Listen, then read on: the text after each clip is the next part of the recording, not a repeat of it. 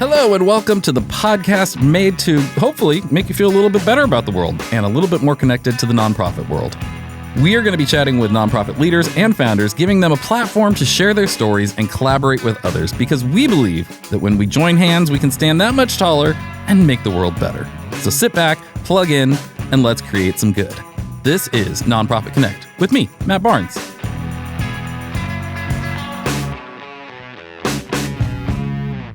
Hello and welcome to yet another episode of Nonprofit Connect with Matt Barnes. I'm Matt Barnes, and with me, as she always is, whether I like it or not, my assistant, Tiffany Pope. Yep, here I am.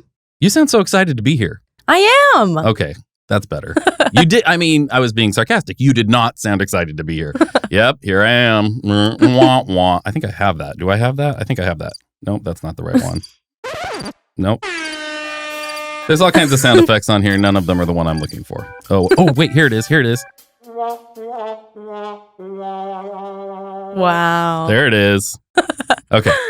So anyway, I hope a great episode today. I think a great episode today. Yeah. And the reason I say that is we have always, to this point, recorded the intros for these episodes after we did the interviews so that I can refer to what we talk about in the interviews. But today, for the first time, as you would probably imagine we would normally do, but we don't, we are doing the intro right before the interview. Yeah, this is monumental. This is groundbreaking. Yeah, you guys, this historic. is innovation at its finest. Okay. But before we jump into the interview, I just want to share something that just happened. And that is, when I got married, I got a tattoo on my ring finger where my wedding ring goes of an S. And it's the S from my wife, Stacy. It's the S from her signature. So that if I lose my ring or forget it, I'm still married. Because I think by law, if you aren't wearing a wedding ring, you're not married. Yeah, right? That sounds about right. So you have to have something there to show it off, right? Like make sure people are like, oh yeah, you're still married. And so I have the S there, and everybody's always been like, oh, cool. Like, oh, S for Stacy. Cool, great. And, I've known Tiff for a while now, and she sees me on an almost daily basis. And she comes in and sits down here and looks across the table, and she goes, what? I forgot my wedding ring today, but I got my S. She looks over and goes, what is that on your finger? And I'm like, what? She's like, that's scribble. And I said, that's an S for my wife, Stacy, who she knows very well. And she's like, oh, it just looked like a scribble. I'm like, I've never had anybody. Also groundbreaking, almost as groundbreaking as doing an intro before an interview. Yeah. Is you have broken the trend now. You're the first person to not put that together. How do you feel about that? Did that make you feel good? I feel great. Actually, okay. I feel great. That's good. But that's good. Stacy, I'm sorry. And if you're listening in, I'm very sorry. If she's listening, you're very sorry. Yeah. But if not, you're just sorry. Yeah. Yeah. Okay. Got it. Yep. Got it. Exactly. Okay. Well, let's get to our interview today. Our guest today is Janice Celeste. She is the president and CEO of fentanylsolution.org. They are nonprofit based right here in Newport Beach, California. And they're on a mission to combat the alarming and escalating illicit fentanyl crisis. Before she was doing that, though, she had a 3-decade career as the founder, CEO, senior executive producer, host, and editor-in-chief.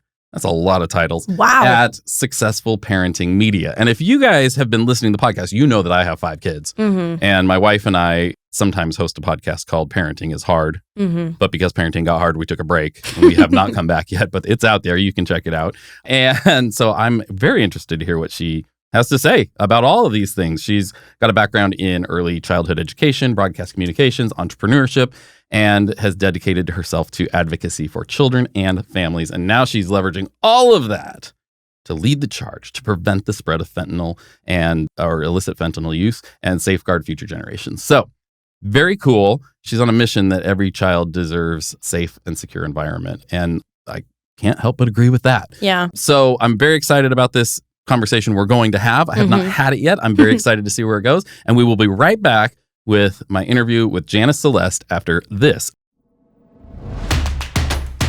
This has been a Rogue Creatives production. I'm here with Janice Celeste. Welcome.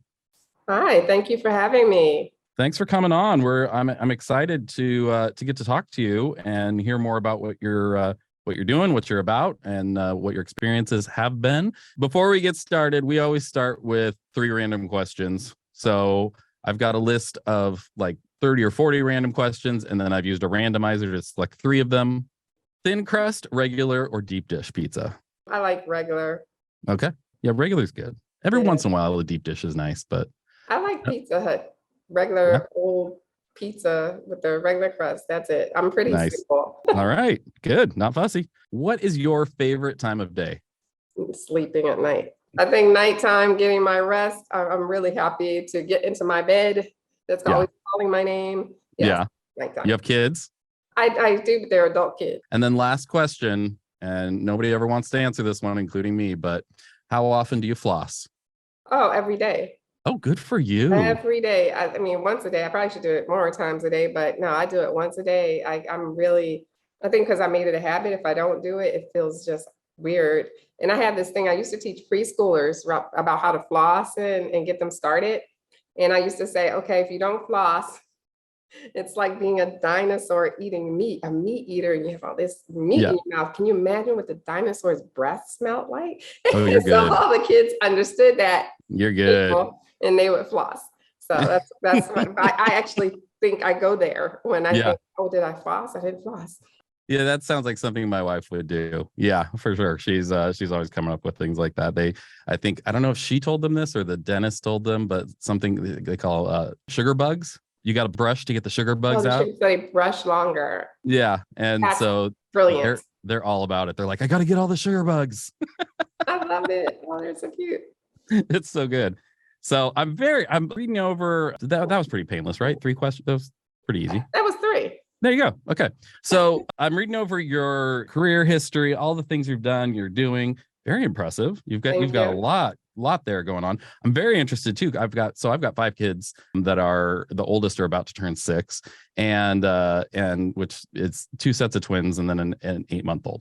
Wow. And my wife and I have another podcast that's on hold right now called Parenting is Hard, and it's on hold because parenting got hard after the baby was born. We're like, we need a break. This is a lot. But yeah, so there's a lot going on. So, and you've got such a background with children and all that, and now putting that to use with fentanyl solution. Yeah. What's your sort of origin story? Like, how did you end up where you are and doing what you're doing? It started with me being a journalist. Now, I've been a lifelong parent and child advocate. Like, I came out of high school with certificates in child development. I was in high school. I was a candy striper at a children's hospital. I got to work in an intensive care unit because I was there for 4 years. Like, I started when I was 16.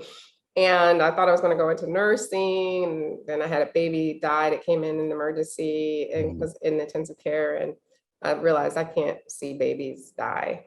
And so that sticks with me. And I'm the type of person, I don't wait. I don't wait till things happen to me to get involved. I see something bad coming down the line. I want to try to make the world better. Maybe that has to do with my pageant background. I have a pageant background, Mississippi, Okay. Jersey. So, they say, oh, I want world peace, Yeah. So maybe that has to do something with that. Like, I want to just make the world a better place. So Sure. I found out about fentanyl around one Halloween and the rainbow fentanyl. And I thought, this is bad. This is not going to be good. And these numbers are growing like I've never seen before in any history of drugs. What is happening here, and why are the children at risk, and why are drug dealers stalking children on the internet? I don't want that for my kids, and I definitely don't want it for my grandkids. This cannot be around. This is going to just get worse. And sure enough, it got worse. And now we're going to be dealing with the zombie drug, xylazine, being added to fentanyl, which is happening on the East Coast already. And there's no coming back from that. We deal a lot with harm reduction, even in our organization, but here's the deal with harm reduction in children. They don't get a chance to benefit from it.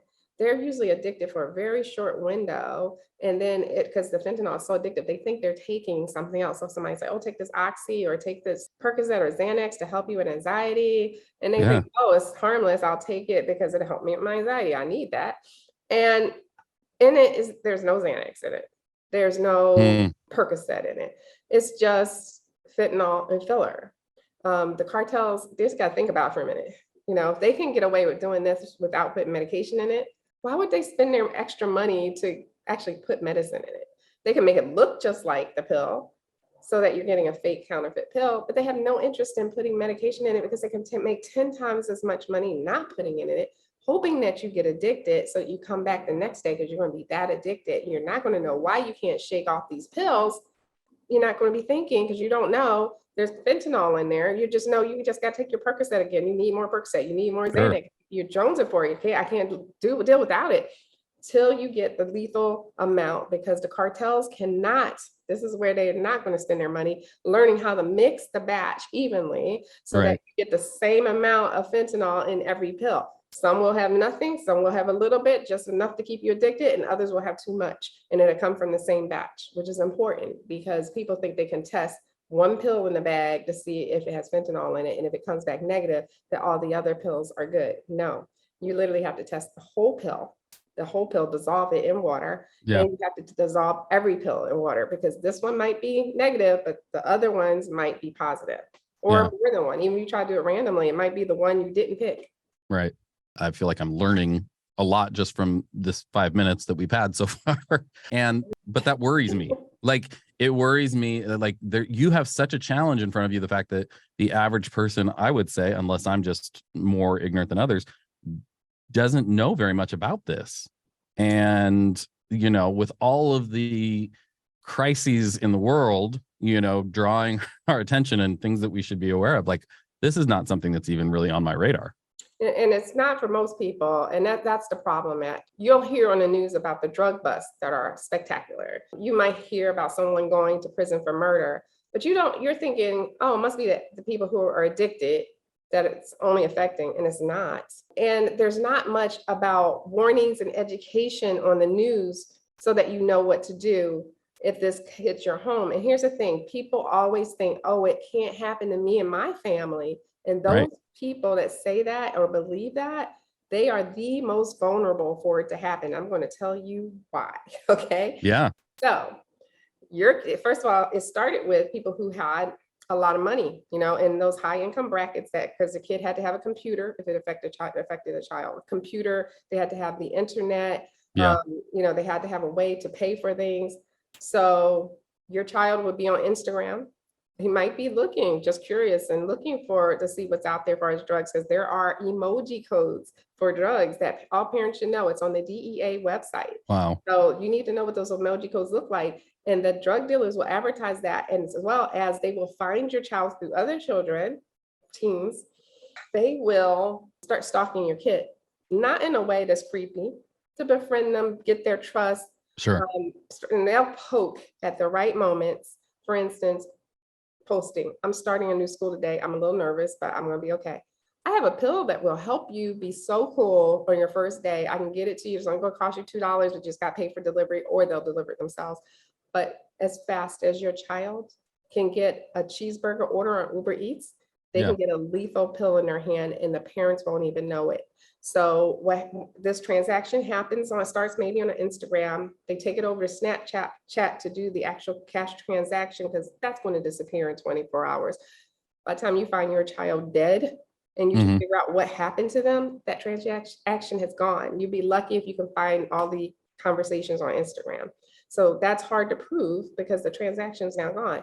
Then a company like, and I'm not blaming any of these companies, but Uber Eats, Grubhub, all of those. Any of them. Yeah. Yeah, they will pick up a package from point A and take it to point B. They have no idea what's in the package. They're just doing their job, right? So you're just as fast as you can order a cheeseburger from them, you can get a lethal pill. Your child's not going to tell you, oh yeah, it's not food, I got a lethal pill. They'll go up to their room and take it, and that can be it.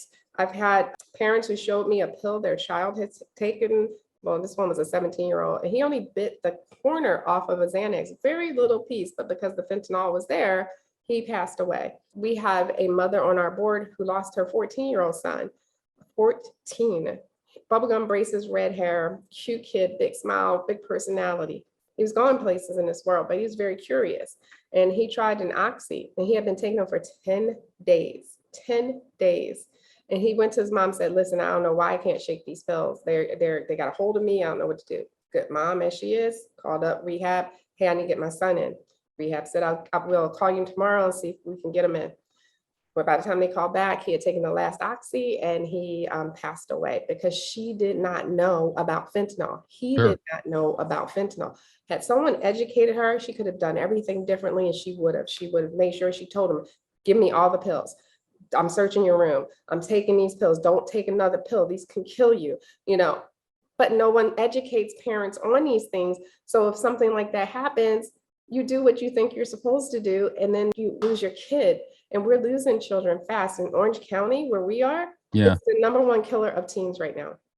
Really? In Orange County, yes. Number one, and 1 out of 5 kids who have overdosed in the United States is due to fentanyl poisoning. We're not calling it an overdose because, you know, traditional overdose, you got to take a handful of pills. Okay. Well, now I'm a little bit terrified. I want to get to some of the general challenges, you know, that you're facing that maybe other nonprofits, even in other areas, can kind of learn from. But as a parent, and I know there's probably a lot of parents who are listening, what do we do? How do you educate parents, I guess? And what are the tips? Like, what do we do? Well, the first thing, I mean, you can't safeguard from everything, and I'll tell you course. why in a minute. But if you have a teen or preteen, I tell parents all the time to have them Google fentanyl, fake pills. Because if you just do fentanyl, you'll get the legal fentanyl. There is legal fentanyl that the hospitals use for pain, you know, Sure. for cancer patients, their patches and stuff like that. But just Google fentanyl, fake pills, and then have your child report back to you what they found. The #1 question you need to ask them is, what do they already know? And then you can fill them in on the rest. And Yeah. they can fill you in on what they found. And that conversation makes them sort of ambassadors for their friends. So now they know the real deal. You know the deal. So if your child comes to you, tell you that they're addicted to these pills and they don't know why, you like, remember we had this talk, you cannot take these, you know. But that usually doesn't happen. It usually stops them from taking the pill. Now, there are other scenarios where infants and babies, their rates have quadrupled for overdose rates. And I'm gonna tell you why. And this is under age 4. And it's heartbreaking. So it's difficult. I get goosebumps talking about it. So different scenarios. One is usually a parent will take their toddler over to a friend's house. They don't know about the pills, and the toddler might find some rainbow looking pills and they look like candy, put in their mouth, and instant death. There's been the same situation out in parks where someone's dropped a pill and a toddler found it and put it in their mouth. And luckily in this case, the EMTs, they recognized what was going on through the pinpoint like pupils, and they knew that was an overdose, and they were able to bring that 3-year-old back. Situation like this is just heartbreaking. Family rented an Airbnb, and I guess previously at that Airbnb, there was a party, and there's probably residue on the floor. And of course, the baby crawling around on the floor when they went to put the baby to sleep, more than likely, baby put the thumb in the mouth and did not wake up. So it only takes a few speckles. I mean, I say speckles like grains of salt worth, like 3 or 4, to kill most people who haven't built up a tolerance to fentanyl. Because you have people who are addicted to it, they've built tolerance up over a period of years. Sure. But you know, people who have never had it before, if it'll fit on the tip of a pencil, how much can kill you? It's very little. Wow.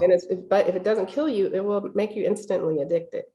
And the xylazine that they're adding to it, which they're calling the zombie drug, they're adding that because fentanyl has a short half-life.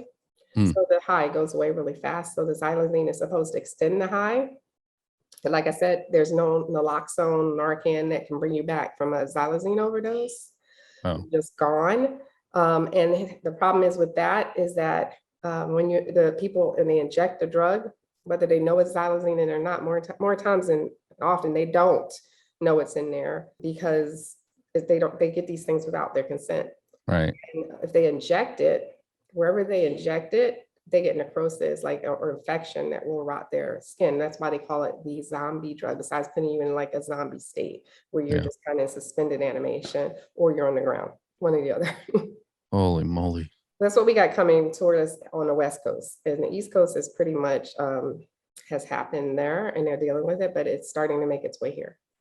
As if there are not enough challenges for parents these days. Right. It's crazy. Right.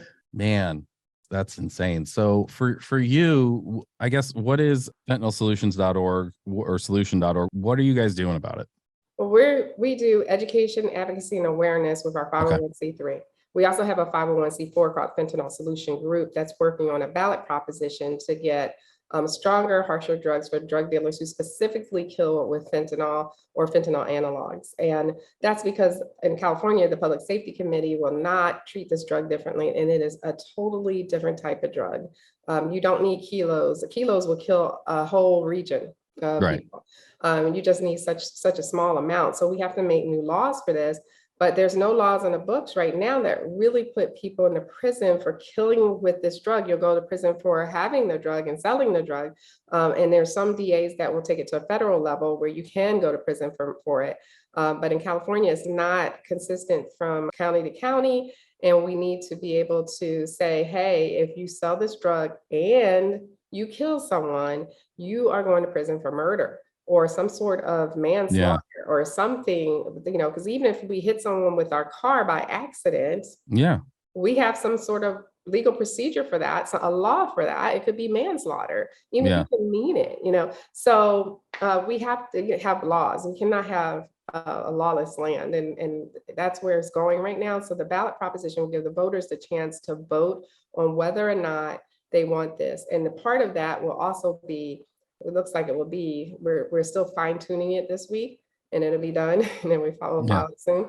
But it looks like we're going to have Matt Capilouto's admonition in there as well as like a preamble. So if you get caught selling fentanyl, you will get a warning. You haven't killed anyone yet, but you'll get a warning for selling it, saying that if you get back into this court and you have killed someone, then you're going to prison for murder. So that way we can say that we know they knew. Because a lot of people just didn't hear about fentanyl. Now you hear about, you know about it. We know drug dealers know their stash. We know they know what they're selling, what they're not selling. It's the people who are got it from the drug dealer, passing it around to friends that might not know.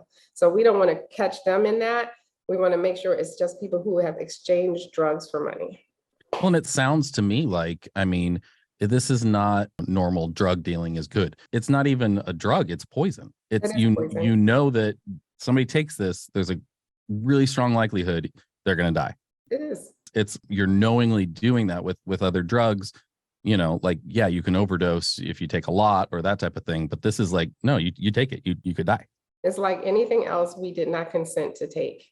Right. These people did not consent to having fentanyl put into their pill. They did not consent to have xylazine put into a powder, or it could be cocaine too. If you say you just bought cocaine for a party, or you're part of a party and you try it for the first time and there's fentanyl in it, that's it. Pretty much you can be gone. And that's been happening. That's happened. And I know someone who particularly, her daughter was celebrating with her husband or boyfriend, I can't remember, but it's their birthday, and after kids went to bed, they decided to order in some Coke, and they did a bump, and they both were dead. And the morning, kids were still asleep in the bed when they were found. So, and with the grandparents, and it's heartbreaking. It's so heartbreaking. Seniors are the less likely people to be diagnosed as being addicted to any drugs because they don't fit the stereotypes. So they fall through the cracks of their doctors. And here's the problem in California, specifically, we have medical tourism where seniors will take buses over the border to go to brick and mortar pharmacies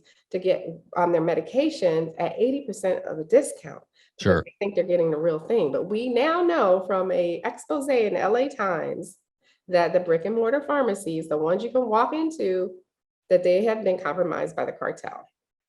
So we had the reporters from that article, they tested several medications all up and down the Baja Peninsula from going into actual pharmacies, and most of the drugs tested positive for fentanyl. Wow. So now we have granny and grandpa addicted to their medication, and they don't know why. They just know they have to take their medication. And so we have to start looking at the seniors and seeing, if this is a problem for them. Even ordering it from like Canada, a lot of times with that medication, there's no real medication in it for their heart medicine, et cetera. And then they have a heart attack and they don't know why they've been taking their medicine. It's very difficult for the seniors these days because they can't afford their medicine. Obviously, every nonprofit has the challenges of staying up on the whatever area they're in, staying up on all the latest information because things change so quickly. Some areas are more stable and don't change as quickly as others. I would imagine with this, there's new developments all the time. They're adding a new thing, or they're trying, it's coming in new ways, or they're targeting teens in new ways. How do you stay on top of that? And I don't know, what advice would you have even for other nonprofits as far as they're, doing the same kind of things in other areas, but like what part of your job has to be research and being on top of that? What does that look like? Of course, I subscribe to everything from the CDC on down. But I think the best way is to talk to people who are out there dealing with it, the parents who've experienced some of these losses for us, and seeing what we can do better. What do they need? And to even dealing with people who are dealing with addiction, people who are on the front lines like that, to see what's going on, what's next, what should we expect. That you just have to keep talking to people, which is one of the reasons I love doing what we call tabling at events. We have our booth set up and we get to meet the public, and we ask them, we have a little sign that says, tell us your story. We want to know. And we're starting to record some of those stories because they are so interesting. And people don't realize, like, even with addiction, how difficult it is. I've been fortunate not to have to ever experience anything like this, but hearing it from them, I understand, like, withdrawal symptoms are painful. They're Sure. painful. They actually hurt. Yeah. And that's why so many people have a hard time. And they say it takes like 8 times to go to rehab to get off fentanyl. So it's really difficult when someone's addicted to it. And to hear their stories from them, how they got addicted. One guy, he fell off his motorcycle, had back pain. His doctor prescribed opioids. He lost his job, so he couldn't get his medicine. So he went to the black market to get it, and he overdosed several times and was brought back by naloxone. So as simple as that. The woman who had just her children, she had meningitis, same thing, got medicine, got used to taking the medicine, but she still was in pain, and her doctor got scared because of the opioid crisis. A lot of doctors just cut people off from the medicine, even though they still needed it. And then it forced them to the black market. Because what happens if you don't know any better? You'd be like, well, I'll just go get it myself. I know this guy sells it down the street. I'll get it. I don't need you. And you get it, not realizing it's not what you think. And then next thing you know, you're leaving your kids to be raised by your mom and dad. It's little things. The worst one I heard, I'll give you one more story. A teenager who on a Friday got her teeth worked on by her dentist. Mm-hmm. And the dentist was like, here, I'm going to prescribe you pain medicine. And she said, no, I don't want it. I don't want any pain medicine. I'll be fine. I'm good, because the numbness had not worn off. Well, the next evening, by the time the dentist's office was closed, the pain was kicking in so bad. She was in so much pain. Her friend said to her, well, I have a Percocet. You want it, I'll give it to you. Just innocently trying to help her friend. Sure. The Percocet was laced with fentanyl, and the 16-year-old passed away. Beautiful, beautiful young girl. So as simple as that, it can happen to anyone.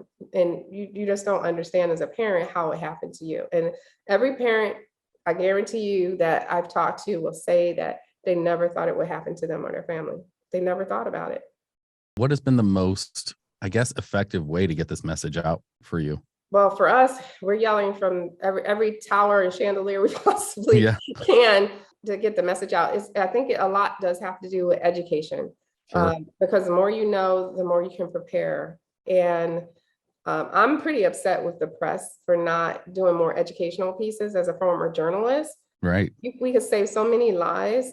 This is the #1 killer of 18 to 45-year-olds in the United States, more than COVID, right? More than cancer, more than car accidents, and more than suicides.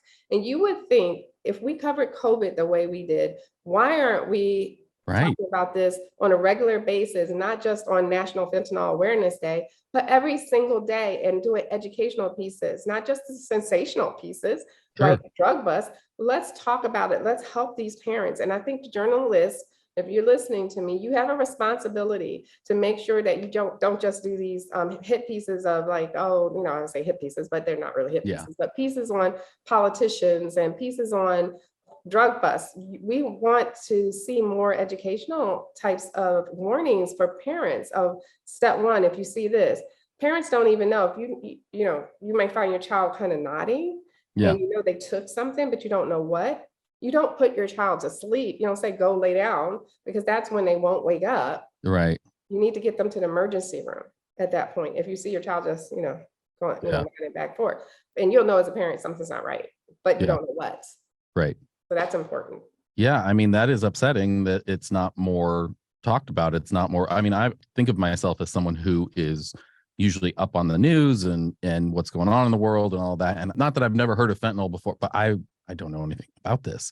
And like I said, with 5 kids, they're younger, so there's risks even there. But especially they're going to be getting older, and like going to school and all this. It's frightening. It's already a frightening world to raise kids in, right? There's so many things that weren't issues when I was a kid or when you were a kid, and now there's just so many ways to get into trouble, get into harm's way. Getting around with teens in this area, I think a lot of the parents who have lost children have been from school to school to school to talk about it. So we're starting to see the deaths temper off a little bit, but they could easily shoot back up again. So we want to make sure we try to keep it, from happening as much as possible. Okay, well, I'm so glad that I got to talk to you and learn about this. I hope this is very informative for our listeners as well, because this is, like I said, I don't think there's enough awareness about this. Man, I definitely want to do my part in spreading the word about it, because we got to keep the kids safe.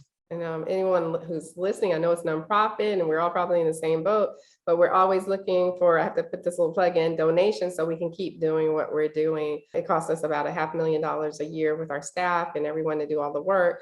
So that's a lot of money to raise operationally. As you know, it's difficult to find grants for operational costs. You can get it for all kinds of projects. Sure. But when it comes to keeping your organization alive and going, that's where the challenges come in. So we could use all the help we can get with any donations or any wealthy people out there who want to write a big check. Yeah, of course. That will help us a lot so we can fight. We're fighting fentanyl. That's what we're doing. Yeah. One of the things that really got us to a place where we wanted to start this podcast and the meetups that we've been doing for Nonprofit Connect is to encourage the opportunity for nonprofits to also collaborate. Have you been able to collaborate with other nonprofits? We are. We have several that we work with. Harm Reduction Circle, Anastasia, she's amazing. We now are working with, of course, we've worked with Matt, and talked to him, and he's spoken at different events for us for druginducedhomicide.org. Right now, the coalition is built of fentanyl, faces of fentanyl, and we also have some politicians like Mary Bono, Pat Bates on there, as well as McNally Temple Associates, who does propositions and ballot polls and things like that.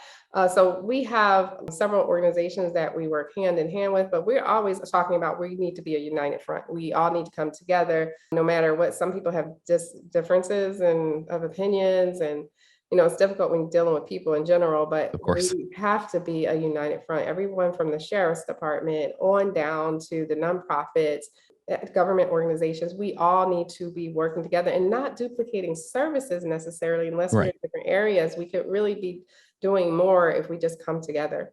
Yeah, for sure. I think that's huge, because we see this a lot in a lot of different areas where I'll be working with 2 different nonprofits and realize, like, oh, if you guys teamed up on this, you could attack it from this angle and from that angle and be more effective.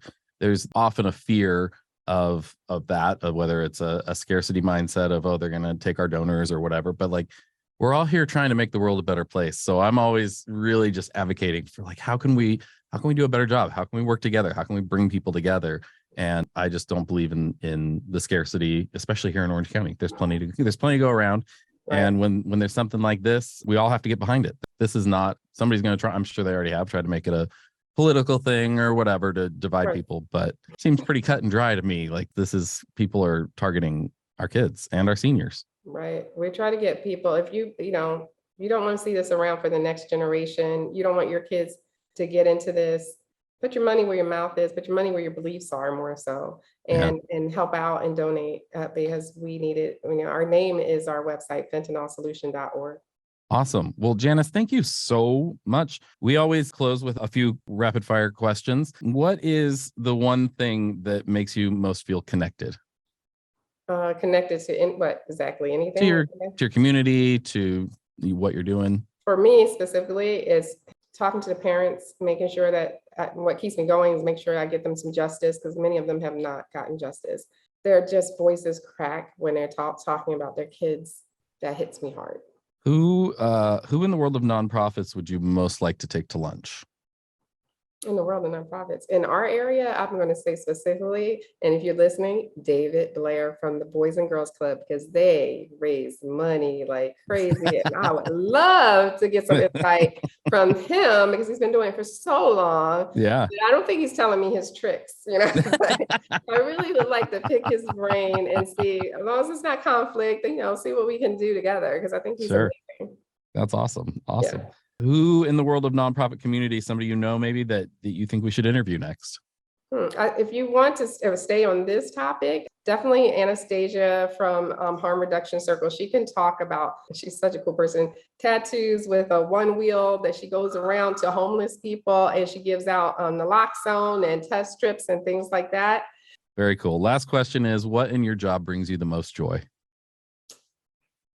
What brings me the most joy? I think just going out and seeing that we can save lives and hearing those stories come back to us. We had one group of men who didn't want to take the test strips that we were giving out for free. And then jokingly, they were together and decided to test some pills that were around, and they came back positive for fentanyl. And they came back and told us they did it jokingly. And we know we saved their lives. All right. How can people find you? You can find more us, information. We're on social media under Fentanyl Sol, SOL. So because we had to abbreviate it, it was a little long. Sure. But Fentanyl Solution is singular. Fentanyl Solution, we as in we are the solution. .org. Okay. All right. We will make sure we do our best to get the word out more about this. I want to learn more about it. I'm going to be going to your website and checking it out. Thank you so much for sharing all of this. I really, really appreciate it. All right. Thanks so much. Thank you. Bye-bye. Yes, my friends, we have come to the end of this amazing episode of Nonprofit Connect with Matt Barnes. You made it!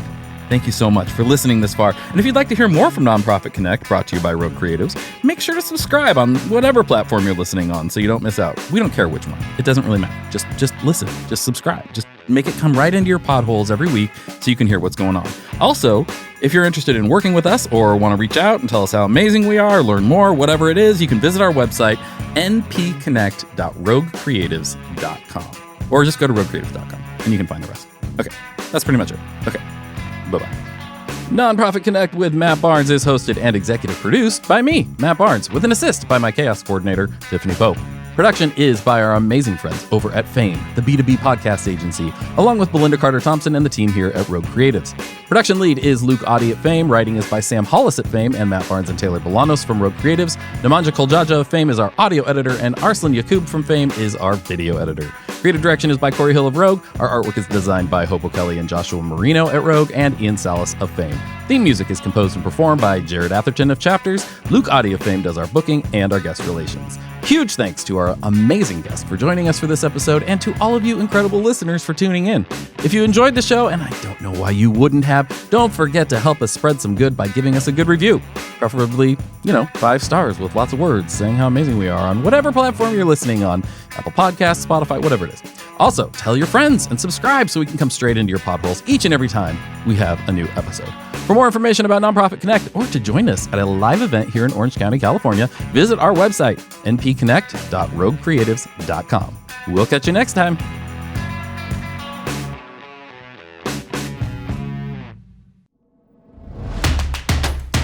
This has been a Rogue Creatives production.